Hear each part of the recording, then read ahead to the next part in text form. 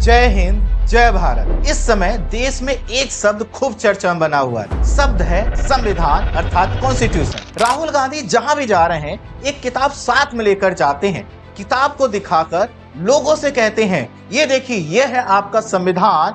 वर्तमान भारतीय जनता पार्टी इस संविधान का उल्लंघन कर रही है। लोगों से कहते हैं, इस संविधान में आपको कई तरह के अधिकार दिए गए हैं। बोलने का अधिकार, आजीविका का अधिकार, जीवन यापन करने का अधिकार, आपकी धार्मिक स्वतंत्रता का अधिकार, अपना जीवन अपने हिसाब से जीने का अधिकार। लोग कहते हैं तो क्या दिक्कत है? तो राहुल गांधी जी कहते हैं क्योंकि वर्तमान जो सरकार है यह आपके सामाजिक, धार्मिक और राजनीतिक अधिकारों को छीन रही है।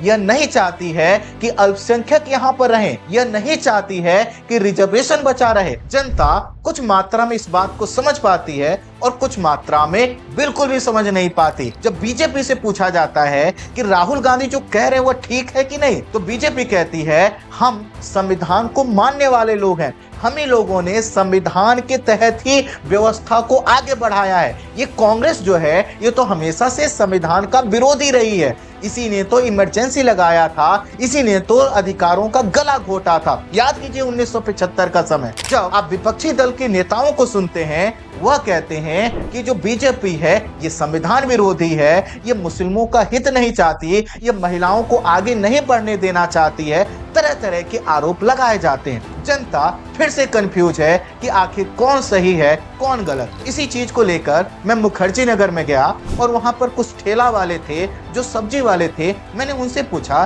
कि भैया ये राहुल गांधी सही कह रहे हैं या जो वर्तमान सरकार है बीजेपी की ये सही कह रही है? उनका ये कहना था हमें नहीं पता कि संविधान क्या है, कौन सही बोल रहा है कौन गलत बोल रहा है। हमसे आप ये पूछिए कि सब्जी क्यों महंगी है, सब्जी कौन सी सस्ती है, तो हम उसका कारण बता सकते हैं। संविधान हमारी समझ से बाहर है। वहीं पर जब आप देखते हैं कि किसान अपने अधिकारों की मांग करते हैं, व्यापारी अपने अधिकारों की मांग करते हैं, या फिर एलजीबीटी कम्युनिटी अपने अधिकारों की मांग करता है, तो वह संविधान का सहारा लेता है। वह कहते हैं कि ये हमारे संवैधानिक अधिकार हैं। फिर हम कंफ्यूज हो जाते हैं, ये संविधान क्या है, विधान क्या है, ये सरकार क्या है? ऐसे बहुत से प्रश्न हर दिन हम सुनते रहते हैं। जब भी हम किसी रास्ते पे निकलते हैं तो हम भीमराव अंबेडकर साहब की एक प्रतिमा, एक मूर्ति देखते हैं जिसमें एक किताब भी दिखाई जाती है और कहा जाता है इसी किताब से हमारा देश चलता है। जनता फिर कंफ्यूज हो जाती है कि आखिर हमारा देश संविधान से कैसे चलता है, इस किताब से कैसे चलता है? देश को तो मोदी जी चला रहे हैं, मंत्री चला रहे हैं, तथाकथित आईएएस और आईपीएस अधिकारी चला रहे हैं। दरअसल ये जो संविधान है ये क्या है, ये कैसे बना, इसके लिए हम लोगों ने कितना लंबा संघर्ष किया। हमारा जो देश है वो क्यों कहा जाता कि संविधान से ही चल रहा है, और क्यों कहा जाता है कि संविधान के अनुसार ही चलना चाहिए? इन बहुत से प्रश्नों का उत्तर मैं देने का प्रयास करूंगा। दरअसल मैं एक कॉन्स्टिट्यूशनल अवेयरनेस की सीरीज स्टार्ट करने जा रहा हूं, जहां पर मैं आपको सभी चीजें आसान भाषा में समझाने का प्रयास करूंगा कि दरअसल संविधान है क्या, बना कैसे, इसके लिए कितना लंबा हम लोगों ने संघर्ष झेला, इसमें भीमराव अंबेडकर साहब का क्या योगदान है, बीएन राव जी का क्या योगदान है, जवाहरलाल नेहरू जी का क्या योगदान है, गांधी जी का क्या योगदान है, और ऐसे ही अन्य लोगों का क्या योगदान है, इसको भी समझेंगे। फिर बात आएगी कि दरअसल संविधान क्या कहता है। तो भारत के संविधान के विषय में कहा जाता है कि भैया ये तो सिर्फ वकीलों के लिए ही। लेकिन जब मैंने कुछ वकील साहब से भी बात किया तो आपको जानकर आश्चर्य होगा कि उनको भी संविधान के विषय में या संविधान के प्रावधानों के विषय में पूरी जानकारी नहीं है। अर्थात वह कुछ चीजों का उत्तर दे पाते हैं कि संविधान के इस लाइन का क्या मतलब है, और बहुत सी जगहों पर वह चुप हो जाते हैं। वह कहते हैं कि हमारे सामने केस लेकर आओ, तब हम बताएंगे इस लाइन का मतलब क्या है।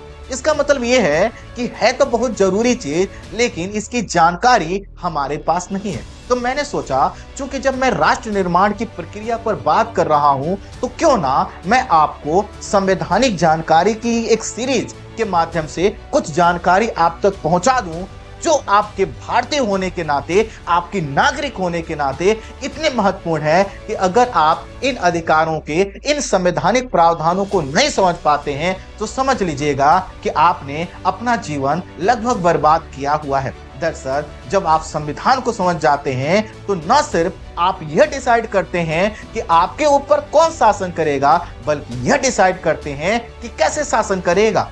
इसी के कारण कहा जाता है कि जो संवैधानिक अधिकारों को जान गया वही सही नागरिक है, बाकी लोग जो है कि भेड़ चाल की तरह जीवन जीकर चले जाते हैं। तो जल्द ही मैं एक संवैधानिक अर्थात कॉन्स्टिट्यूशनल सीरीज स्टार्ट करने जा रहा हूं, जहां पर सबसे पहले मैं ये बताऊंगा संविधान क्या होता है, पहला संविधान कौन सा बना था, किस देश ने किस तरह से संविधान का निर्माण किया।